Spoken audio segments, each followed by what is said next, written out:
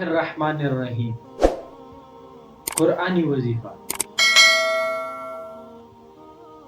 جو شخص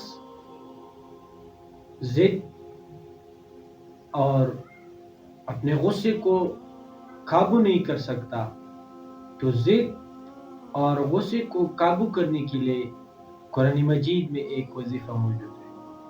قرآن مجید کی سورۃ الانبیاء آیت نمبر 69۔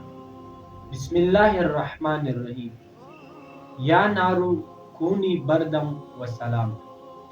اس آیت کریمہ کو روزانہ ایک مرتبہ پڑھا کرے تو انشاءاللہ اس کی ضد اور غصہ کنٹرول ہو جایا کرے گا اور اس کو غصہ آئے گا بھی نہیں اور یہ ضدی پن اس کا ختم ہو جائے گا۔ اور ساتھ ساتھ یہی آیت اگر کسی کو بخار ہو تو 7 مرتبہ پڑھ کر اس پر دم کر دے، انشاءاللہ اس کا بخار جاتا رہے گا اور ختم ہوتا جائے گا۔